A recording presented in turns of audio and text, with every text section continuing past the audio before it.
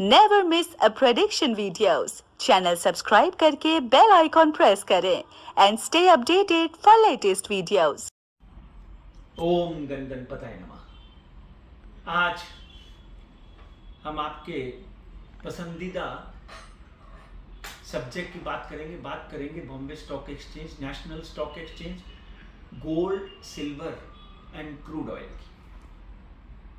बहुत सालों से मैं इसके ऊपर बहुत से चैनलों पे भविष्यवाणियां करता आया हूं और आपके माध्यम से बहुत बार लोग पूछते हैं कि आप स्टॉक एक्सचेंज के ऊपर भविष्यवाणी करें। तो आज से फिर शुरू करते हैं एक नया दौर। 147 साल पुरानी बॉम्बे स्टॉक एक्सचेंज, जिसका जन्म 9 जुलाई 1875 में हुआ। प्रेमचंद राय, जिन्होंने बॉम्बे स्टॉक एक्सचेंज की शुरुआत की, उसको तभी उन दिनों दलाल स्ट्रीट बोलते थे। एशिया की सबसे बड़ी स्टॉक एक्सचेंज जो अभी तक रही वो बॉम्बे स्टॉक एक्सचेंज रही। फिर 1992 में एनएससी का कॉरपोरेशन हुआ। मगर हम जब बॉम्बे स्टॉक एक्सचेंज की बात करते हैं तो 9/7/1875 दिन शुक्रवार और शुक्ल पक्ष की सप्तमी के दिन बॉम्बे स्टॉक एक्सचेंज की स्थापना हुई।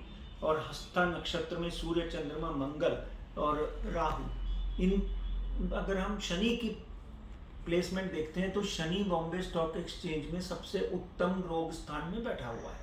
तो आप देख लो कि पिछले अब भी बॉम्बे स्टॉक एक्सचेंज में राहु की महादशा चल रही है, और राहु जब भी 40-50 साल के बाद आता है तो डेफिनेटली बॉम्बे स्टॉक को हो या कोई भी व्यक्ति हो, उसको 4 चांद लग जाते हैं। जैसे डॉक्टर मनमोहन सिंह राहु की महादशा में पीएम बने थे। अब हम बॉम्बे स्टॉक एक्सचेंज की राहु की पुरानी महादशा देखते हैं तो 1891 से 1909 में राहु की महादशा थी, यानी वो भी 110 साल पहले की बात कर रहा हूं मैं। तो उन दिनों Bombay stock exchange actually existence में आई और बैंकों के साथ में, और ब्रिटिश गवर्नमेंट ने बॉम्बे स्टॉक एक्सचेंज को एक नई दिशा दी। उसके बाद में जब हमारा देश आज़ाद हुआ तो बुद्ध की महादशा में, बुद्ध में शुक्र 1947 के बाद में बुद्ध की महादशा में बॉम्बे स्टॉक एक्सचेंज जो है उसको एक भारतीय दर्जा मिला। भारत की बॉम्बे स्टॉक एक्सचेंज के नाम से वो ज़बरदस्त तरक्की करने लग गए। उसमें बड़े बड़े दिग्गज लोग हुए, अरविंद भाई किलाचंद, और जिन्होंने बैंक ऑफ बड़ौदा की स्थापना की, गोदरेज के शाहपुर पालम जी के, ये जितने जो बड़े बुजुर्ग लोग थे उन्होंने बॉम्बे स्टॉक एक्सचेंज को एक नई दशा दी। और बॉम्बे स्टॉक एक्सचेंज को जो एक्चुअली जो पर लगे, या ऐसा कह लीजिए जब उड़ने लगी, तो बॉम्बे स्टॉक एक्सचेंज जो है 1994 से चंद्रमा की महादशा में बॉम्बे स्टॉक एक्सचेंज को एक नई दिशा मिली। यहाँ से फॉरेन फंड आना शुरू हो गया। 92 में एनएससी भी हुई। मगर इन सब इतिहास के ऊपर नहीं जाएंगे, ये सिर्फ आपकी जानकारी के लिए है। अब बात करते हैं कि बॉम्बे स्टॉक एक्सचेंज 7,000 से लेकर 66,000 तक जो इसने एक लंबा सफर तय किया, उसमें आज क्या होने वाला है। 64,500 से बॉम्बे स्टॉक एक्सचेंज लगातार पिछले 12 दिनों में 5,000 पॉइंट जो है वो गिरी। इस वक्त बॉम्बे स्टॉक एक्सचेंज में राहु की महादशा चल रही है।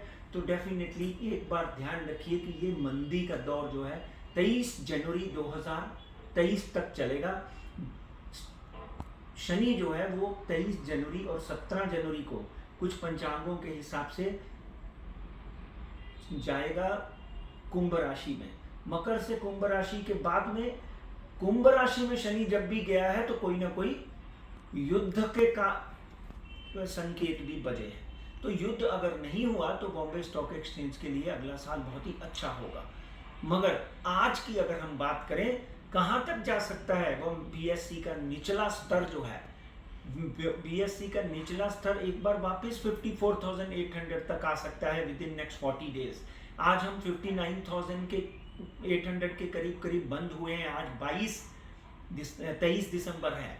तो अगर हम आगे की बात करें तो 59,000 से भी ये 4-5 हज़ार पॉइंट नीचे गिरता हुआ दिखाई दे सकता है। सिमिलरली NSE 18,800 टच किया था निफ्टी 50, और वो भी जो है 17,900 17,850 के करीब आकर बैठ गया।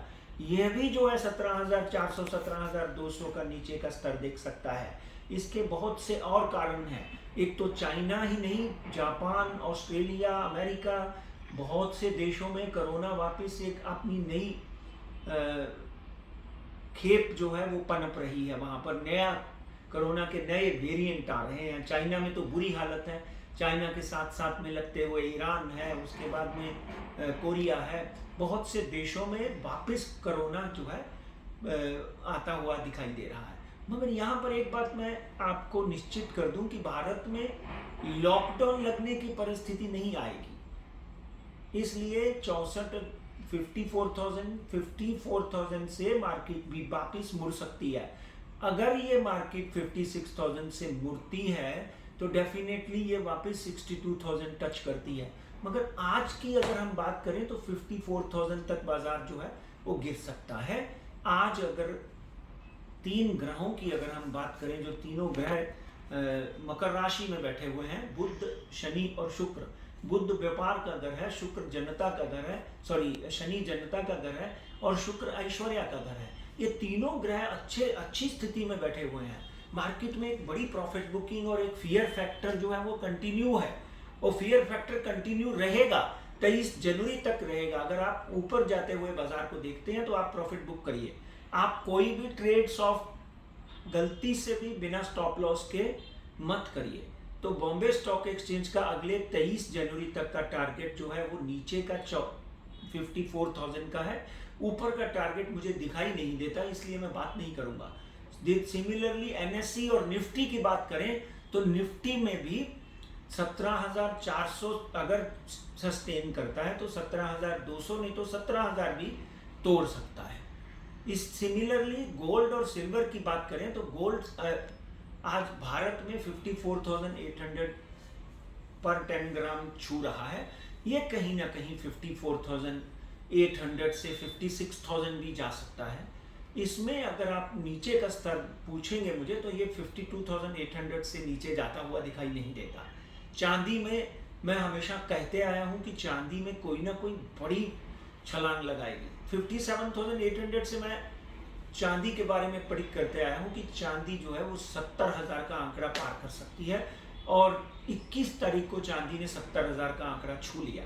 अब चांदी 70,000 से आगे जा सकती है। 72,800 या 73,000 पर केजी चांदी का संजोग दिखता है, और नीचे जो है चांदी वापस अगर कभी घिसरन मारती है तो 67,000 से नीचे चांदी दिखाई देती नहीं है। मगर 23 जनवरी तक चांदी के वापस 73,000 जाने के योग बड़े सुंदर बनते हैं। इसलिए चांदी में पैसा कमा सकते हो, सोने में पैसा कमा सकते हो, शेयर मार्केट में शॉर्ट करके पैसा कमा सकते हो। मगर ऊपर का और नीचे का स्टॉप लॉस अगर आप नहीं रखते हैं तो सॉल्यूशन एस्ट्रोलॉजी, पंडित राजकुमार शर्मा, एस्ट्रो फाइनेंस कोई भी आपके लॉस के लिए जिम्मेदार नहीं है। वापिस मैं हर हफ्ते ऐसी एक वीडियो बनाकर आपके समक्ष रखूंगा। कौन कौन से शेयर आपको फायदा दे सकते हैं, कौन से सेक्टर फायदा दे सकते हैं, इसके ऊपर बात करूंगा। नमस्कार।